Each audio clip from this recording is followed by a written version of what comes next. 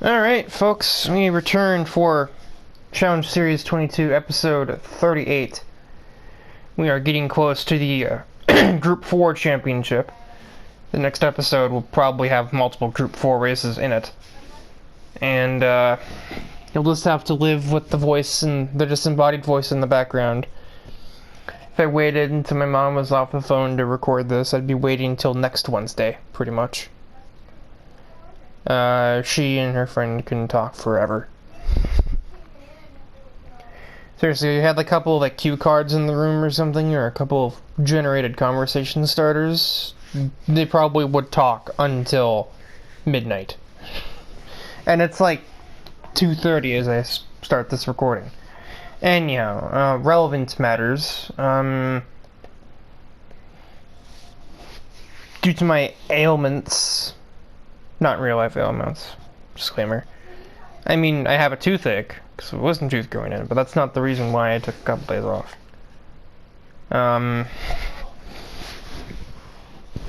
These races happened a while ago, and I just didn't feel like commentating in universe, so.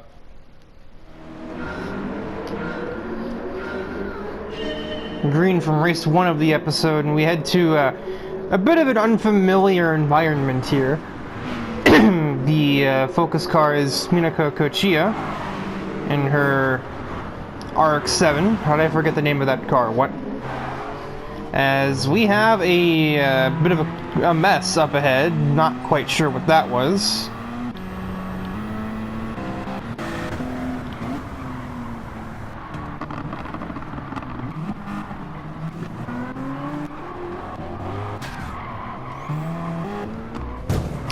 Oh dear.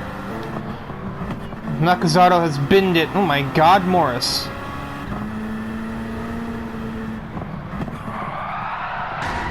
He just locked the brakes up. He's lucky that thing still runs after that. It just took an S13 to the face. But yeah, we are at Circuit de Sainte Croix for what will actually probably be a pretty long race, because it's 2 laps around here. This track is I think it's the middle ground in length between Spa and Le Mans, as Stephanie Kaiser up ahead gets a little bit loose. Nakazato punts and gives his fellow RX a bit of a bump. But one of the one of the big news stories surrounding this car and several others. So apparently Bradley Hunter just took the lead from Nitori.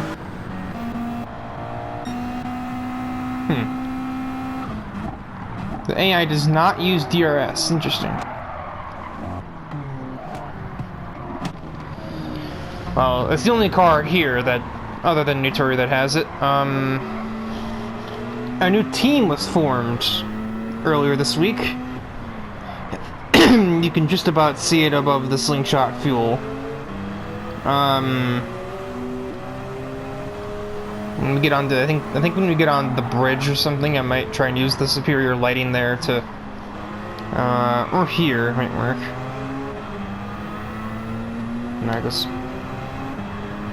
There we go, we'll just do that. That's not the right thing. Riptide Motorsport. Not the biggest or highest quality decal at all, apparently, but yeah, that is the new team formed and led by Minako herself, including Suako, Nitori, Kogasa, and a newcomer who we'll see later on.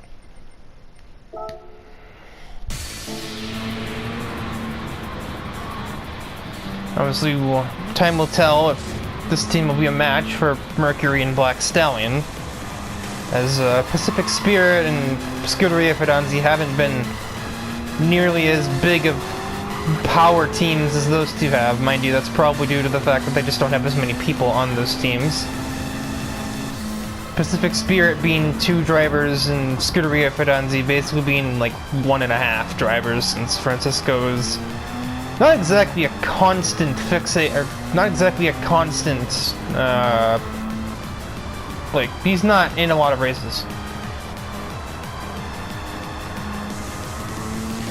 I would say what can you expect for a man of his age, but he's not a whole lot older than Thomas O'Reilly, and Thomas O'Reilly has some of the highest attendance in the series right now. Also, yeah, this track is basically built for Brandt's car. Cracks 200 with ease as he flies ahead of 4 cars on this back straightaway.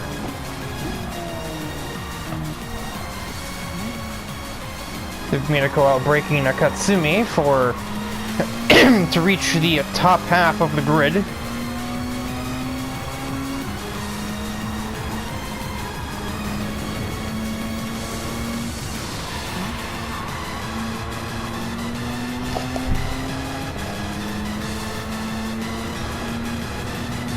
Just sends it in on Morris and just pretty much slide drops him. It hurts him. I was just hearing the Hulk. I was like, I heard something behind us. For a second, I thought we might be 3 wide there, but no, Brandt has speed and gets ahead of my dad before that ever happens.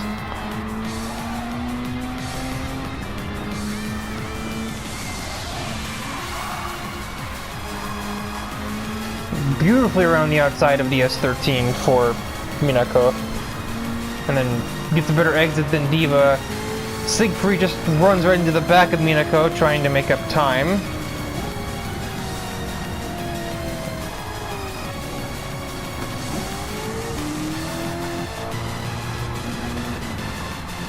So on the outside of my mom.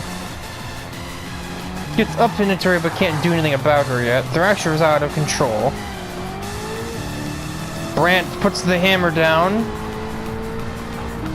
Another big straightaway for the S13 to consume. And doesn't quite stay ahead of Minako due to his braking. Might stay even with Nitori through the hairpin. Just about. Actually, not really. Nitori defended the place.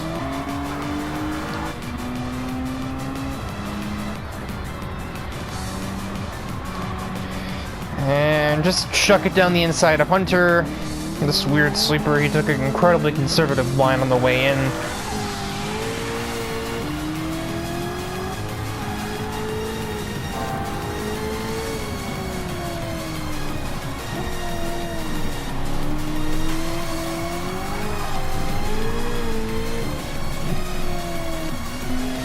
This time Brandt will stay ahead of the Mitsubishi, in spite of that massive snap.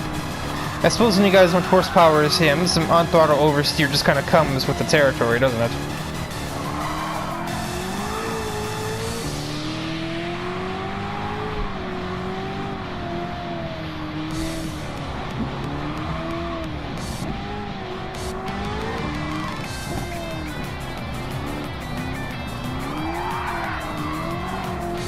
It's the battle between 2 drag cars, more or less. Piling up behind Minako, who is just defenseless. And Brandt will scorch ahead of the RX-7. But have to play the brakes really early, as he's often left doing. This is now turning to the battle for the lead. I've somehow just noticed that. And the battle's not going to be super close in the next few seconds, as, well, we're on a straightaway. Minako's all over the road.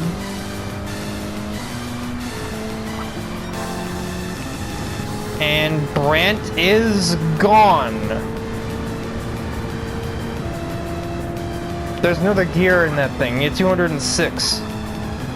Meanwhile, for BRX7 driver, it's 176. Somehow had enough speed to stay ahead of Bradley Hunter. So I believe Thrasher passed Nitori on that back straight. Maki does the same to my mom. Miyako's not doing terrible in the Z8. Wouldn't be the first time I'd make light of the fact that she doesn't have the greatest attendance in the series. She doesn't make many races.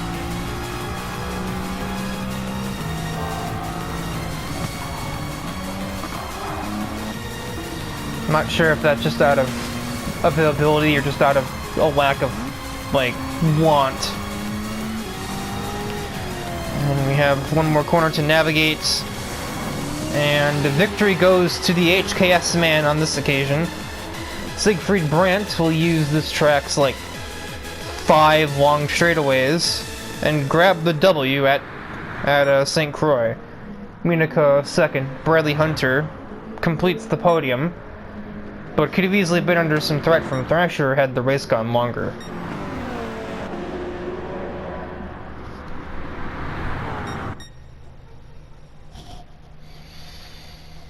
And that is race 1. It's funny to think 37 episodes have gone by. This is the first time that we've used St. Croix. Somehow it was less time than it took for me to get around to using Sardinia Road, which I absolutely hate. St. Croix is just kind of okay. I also don't like Alsace too much either. Now, like, the test track isn't bad, but the actual track is kind of just very horrendously mid, as some of my other friends would probably say.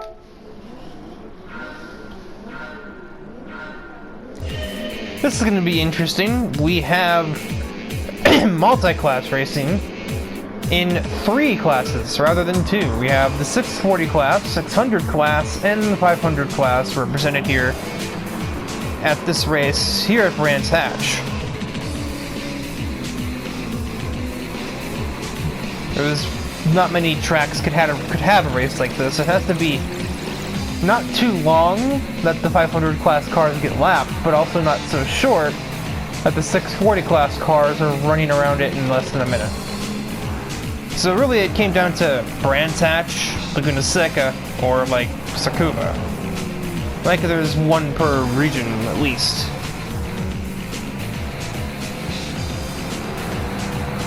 And Thomas O'Reilly, as you can see, is the primary focus.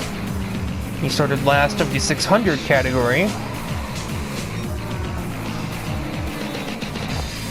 I do believe I'm wrong. I'm not in this race.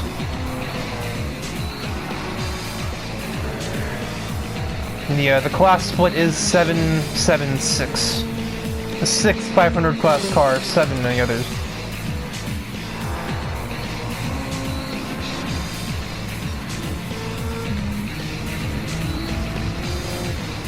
Kaminaga started on pole, but Maki doesn't like... No, actually no. Fidel Fabian started on pole, but I believe he had a bit of a conniption to turn 1 and 2. And lost multiple places. Kaminaga inherited the lead, but Maki wants it. And Maki may just get it right here. And the throat is not agreeing with me at the moment. Maki's got the inside line through turn 2, which pretty much means goodbye R32. All your positions are belong to Maki. Thomas now leading the 600 class, and he's making inroads on one of the 640 cars. He has overtaken one of the 640 cars. Alright, that progressed quickly.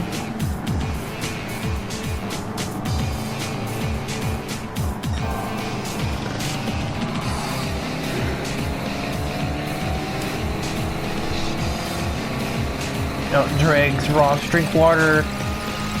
Not a lot of horsepower in the Radical, so it makes sense. A 600 class car that's handling well can just outdrag it.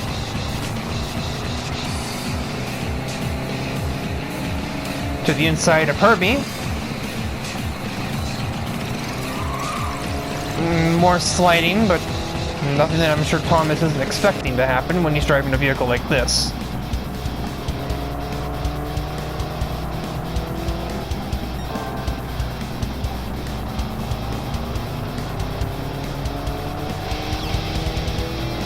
Ahead of Fidel. Right up to the back bumper of Honoka. And she gets loose on exit, so Thomas might have her here if he can hang it on the outside of T1. Which may be easier said than done in a car like this. And I'm just gonna back out and hit her with the switchback maneuver. Despite the fact that Honoka tried to cover that off on exit. Thomas did not care, got to the inside of her. And might almost out-drag her, and does, out of 2. If he makes good enough pace, he might be on to take the overall win. A short 3-lap race here, probably could have been 4, but the only reason we didn't do 4 was because we figured that the 500 class cars might get lapped in that time span. I believe that was unfounded, as out drags the R32 down the back straightaway. We head into the hills area in the back.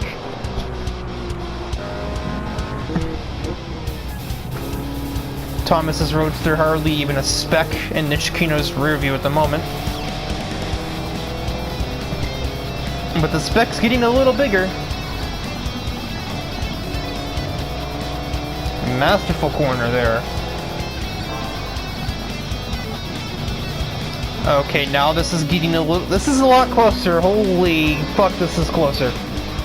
This Tonoka's putting Neo under pressure behind, but obviously we gotta look at this. Around the outside of the Ferrari, is that it? It's just gonna be a drag race to the finish, wherever it is on the straightaway. Thomas snags it out of the last turn, and Neo stays on the podium.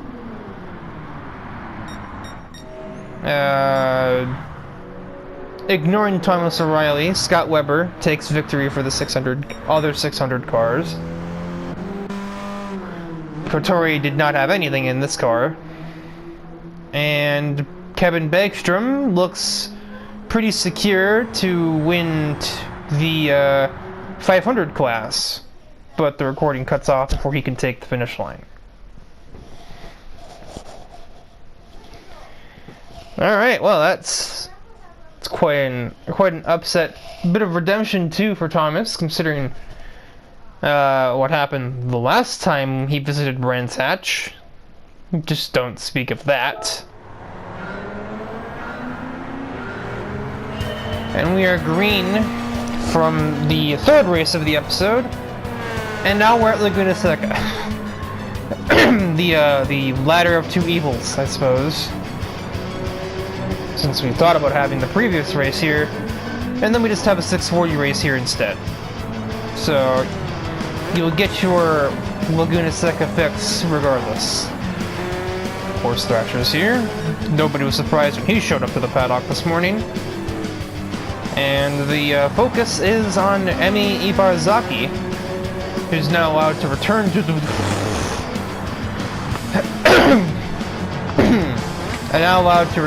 Challenge Series after Gina's exclusion. As you may recall, she was indefinitely suspended by Gina while Gina was still the admin of the series, but she has since been removed from that position, and I reinstated Emi's competitive license. There's not a literal license, that's just a euphemism, but you get the idea. She's allowed to run. Again, I need a drink. We're going to cough this up, one or the other. Clear! She clearly hasn't been practicing while she was suspended, and she's not missed a step. Just maybe a bit cruel irony, but that is beside the point. I was about to be like, wow, she was way faster than everybody else. Nobody else had a lap. Because she was the only person that wasn't across the line when the go tone was played. Already into the top half of the field, we barely completed a lap of the race.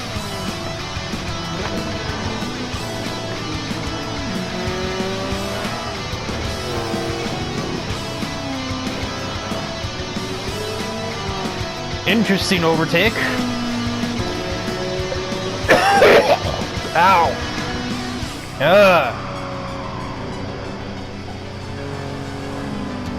I think considered Kingsley's kind of holding his own here.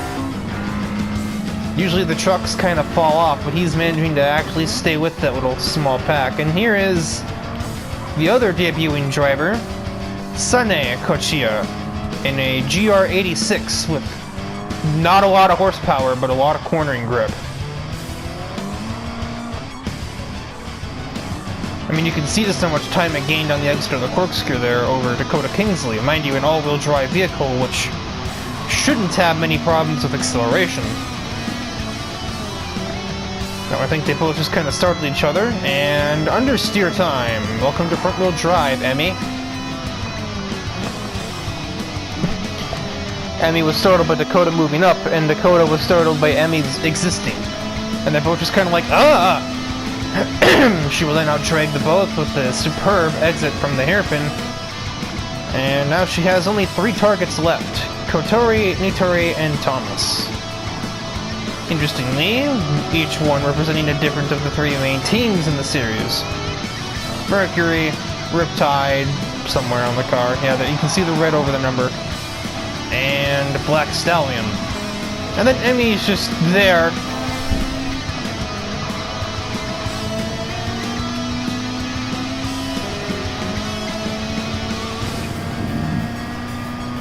There are a couple of other drivers that had gotten offers from the existing teams. I know Pacific Spirit attempted to actually reach out to name Italian car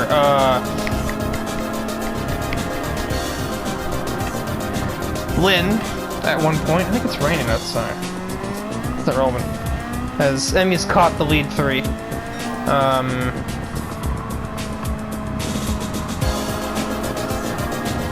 Thomas about runs Emmy off the track. She does not care. She gets to the inside ahead of the Ford.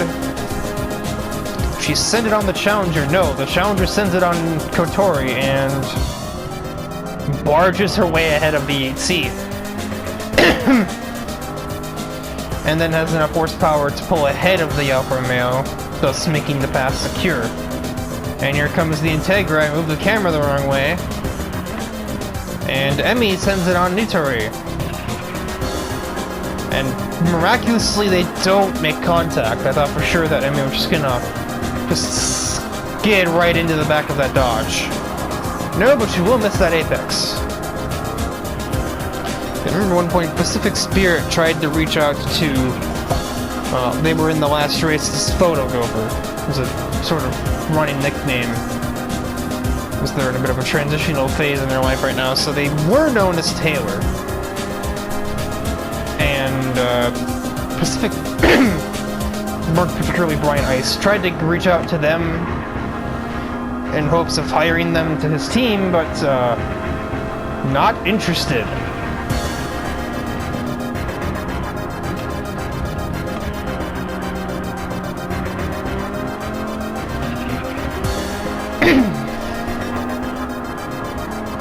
I also heard 1 or 2 rumors of another team that might be in the works, even though Riptide's been formed. Some have theorized that it's Hikaru Taniguchi that's looking into it, but this hasn't made his intentions clear yet. What is clear is that Emi Ibarazaki has completed the last of her challenge on her return trip to the Challenge Series and takes the victory over Nitori and Kotori. The 2 Tories join her on the podium. Kotori, Nitori, and yet the meanings of their names are not at all similar. Sane grabs 5th on her debut. Not many sponsors on the car. As you can see, its primary sponsor is Riptide Motorsport itself. Probably because that's her debut race. Probably be a pretty good reason to not have any sponsors, I suppose. And, Thrasher's truck clearly is not suited to this circuit. I mean, I suppose truck and circuit, those usually don't belong in the same sentence at all. So I guess do with that information what you will.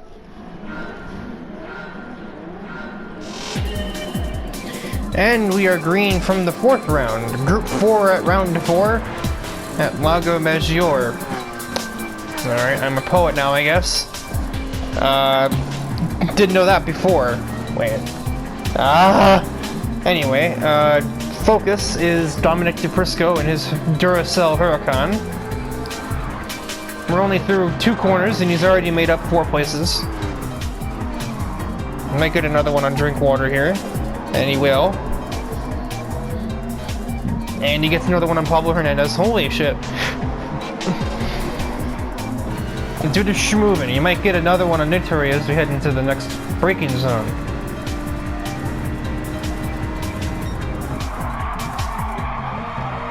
But sideways, but he gets it stopped. Gets squeezed by the previous race's winner, in Barazaki. Might get her too on the outside, the way he's been running at this point. Nope. No dice. Bit of a unique moment happening up near the front of the field. As, well, for the second time in the series, the father-daughter Fidanzi duo take the track together in their home country of Italy. Oh, Thrasher locked up. Kogasa followed him off. I'm sorry? Gus, you want to maybe rethink that one. Thrasher rejoined fine. Why couldn't you do that? There's the Huracan. Already up to 8th, looking at 7th, and we haven't even done a lap yet. My guy, you got 3 laps. Slow down. I mean, who am I kidding, but slow down.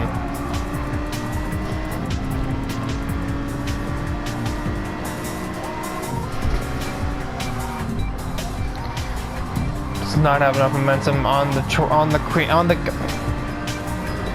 Porsche. I'm trying to say Porsche. I was gonna say on the Travis, then on the Taman. No, it's not a Taycan.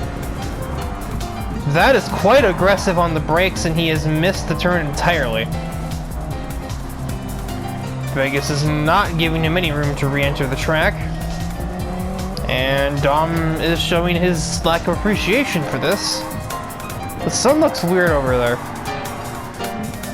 Regardless, he is still in 7th. He managed to get back ahead of the 8C, and a huge corner exit means he'll probably get ahead of Travis here.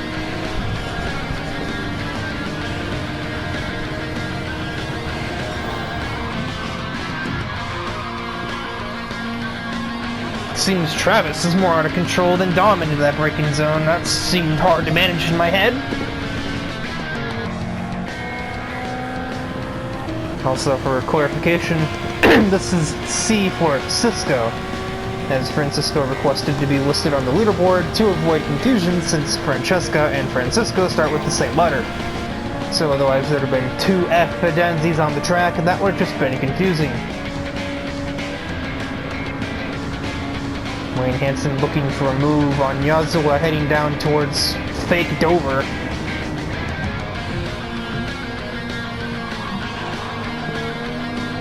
Hansen slips his way through, and here comes the Lamborghini of Dominic, I should specify, and of course Wayne's putting him straight into the grass. Just see this how Nico sees it real quick, because this is always funny to watch. 2 aggressive morons just slam their heads into each other. Hasn't really been as aggressive as I had expected so far, honestly. They're kind of getting away from Nico. We're going to have to go back to some external cameras. Oh, Wayne's putting him on the curb again. He slides into the Lamborghini. And despite Wayne's additional attempt to spin the Lamborghini, yeah, the hazard, the 4 ways of fuck yourself, as I would call them, from Dominic, but ultimately, he doesn't even hit Wayne on his way by. He just carries on with his business and heads off after the podium runners.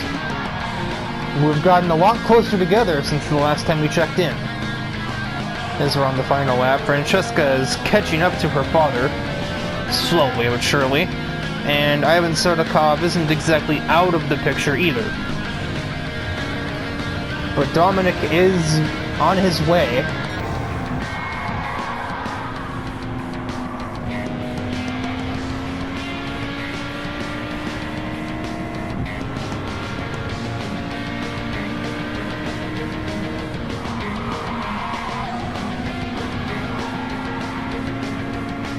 just abuse the curbs. Holy crap. What do those curbs do to you, Dom?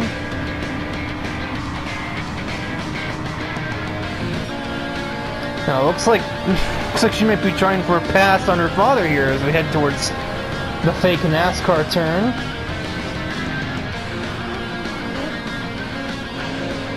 And she's gonna complete it. Ivan tries to follow her through but cannot succeed. Instead, Dom will follow him back ahead of the AMG. And they are under a blanket. Ivan offline there for some reason. Dom gets by the Alpha. So actually kind of gets into Dom a little bit on the apex, but he kind of pays for it. He slides off the racing line as a result of the contact that he initiated. And Dom just sweeps through on the end of the S's there and might just grab the win from that. Francesca goes for everything, pushing up against the Lambo. I don't know if that's dignified, but they get to the line. Huh? So, that's close. Nidri left the commentary notes on the desk, and when next to this race, literally just wrote a bunch of zeros.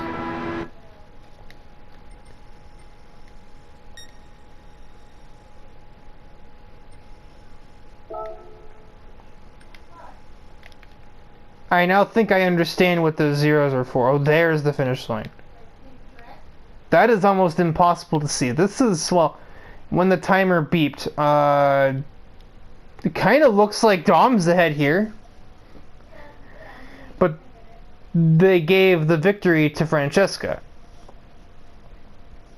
Either way, holy shit. Well, if the line is a little further back, maybe he was not... I'm gonna cut the recording, I'm gonna try and line this up.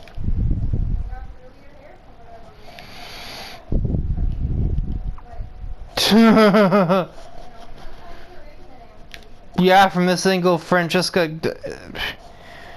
Yeah, I think Nitori's spam of like a bunch of zeros on the commentator's notes, I think that's the margin of victory, because holy shit, that is literally a tie. Like, fuck. Group 4 is at it again. The game gives Francesca the victory, and I guess he'll just have to stand with that. But all around, it is an Italian podium lockout, followed by Ivan Sotokov. Holy shit! That's a once-in-a-lifetime opportunity to see that happen. So, yeah. And everyone... And Gina kept trying to say we should never introduce a Group 4 or anything else like that. Are you fucking kidding me? Every single one of these races has been a fucking photo finish. This is the best idea we've ever had in this series. Even if it's not a sort of bring your own... What's the acronym? BYOB? Bring your own booze or something? Bring your own cars?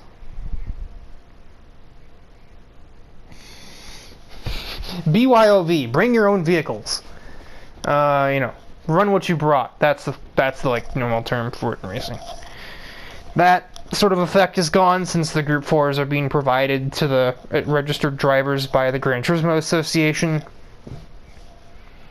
But it's, you know, like, it's been worth the effort. There's been no doubt in my mind of that. We are green from the roulette race. It is Watkins Glen. And for the first time in the roulette race history, we have more than 2 Group 4s in the event. I think we have 4, if I remember right. And here's my only race for the week. I couldn't race earlier on in this particular week of the challenge series due to migraines and then the heat exhaustion, and I'm being turned by James Stillwell. I see nothing is changing. This is great. sometimes. I'm not sure why I even bother.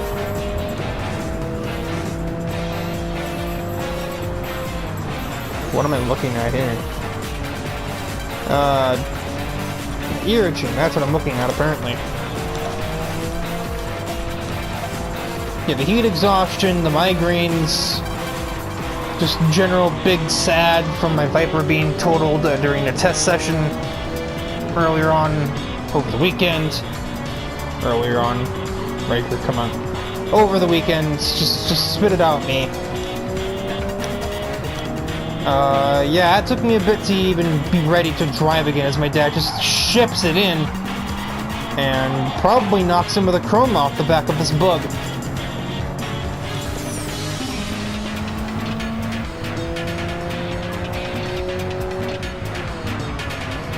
And Tyler go through ahead of my dad and of Jake.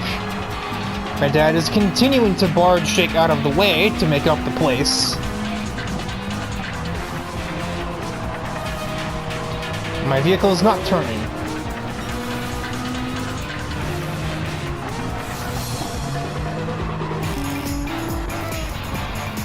Echo, it's... If Riley were not in the race, it would be literally surrounded by Mercury Racing. And I'm attempting to get there myself, but I'm currently being blocked off by morons. As is Tyler.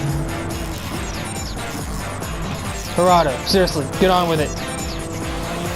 You're in an Impreza, not a Subaru 360. Don't rub my bumper. Punk, I'll end you.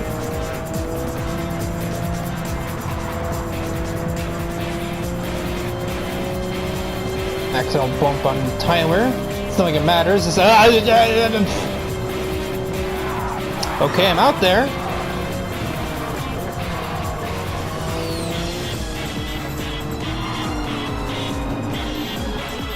I don't think he appreciated me denting his bumper slightly. This isn't a NASCAR, it's not a composite body, your Charger will survive. Alright! Well, goodbye.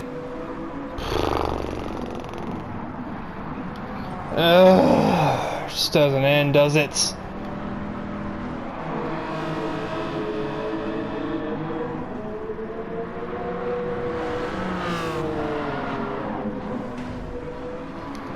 This camera is not helping much, it's too far away. I said, it's not the only camera here, I know it isn't. Yeah, just no traction out there. I spin across his nose, and that's, yeah, well. It's another totaled car for your boy. Wasn't even from the person I was expecting it from. I figured it would have been from the person that totaled my car in that test session. No, it's from Tyler, who seemed to be hanging around the iRacing NIS drivers too much or something, and he forgot spatial awareness along the way. Fun.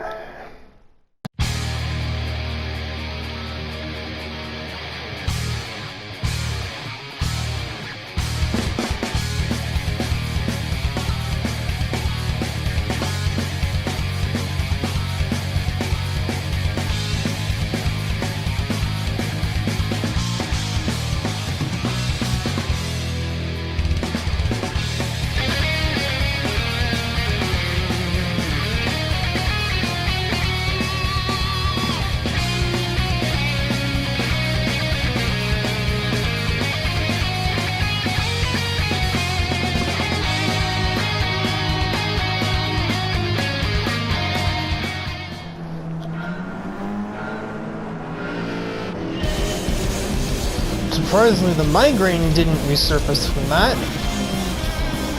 The red flag has subsided. We now have a 5-minute roulette race.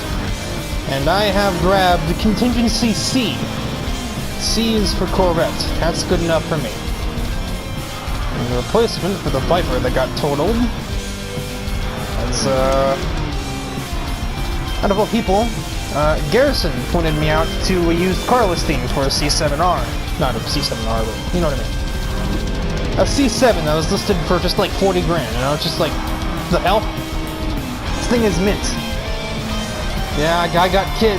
Guy had kids. Couldn't have the Corvette anymore. He had to go for an Equinox. But, well, now it's getting more Corvette use than it was before, because, well, I guess you could say he shouldn't have bought a Corvette, but I instead did buy a Corvette, so it evens out. I didn't want to have to pull this out so soon. The tune's not finalized yet, so it kind of handles like a prototype. And not like a Milan's prototype, but more like a, holy shit, this isn't done yet! So it might be a bit white knuckle, but it's fast.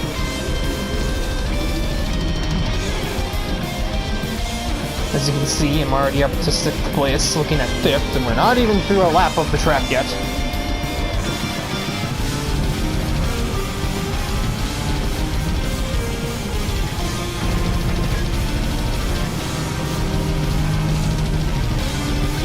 Definitely need to have some reservation on the throttle, or the car will eat you alive.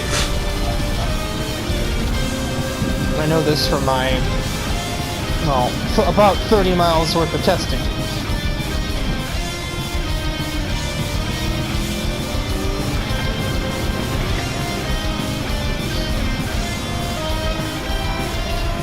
As my Mercury Racing teammates lead a crusade against the brat that's destroyed my Viper over the weekend. One of them actually being the person that got even for me, Ellie.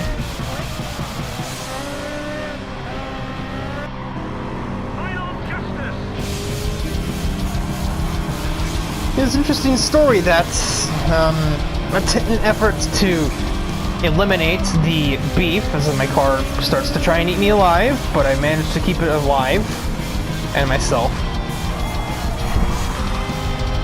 You can see Riley's car does not look the same as it used to, as this is simply an updated version of her original design. She got fired during that joint session after she wrecked me in a session that was meant to restore the peace between Black Stallion Motorsports and Mercury Racing. And she tried to go and fuck it up. She only fucked herself up, though. I had prepared Contingency C on site in case she tried something funny. But, you know, it's, you know, keep your friends close and your enemies closer, I guess.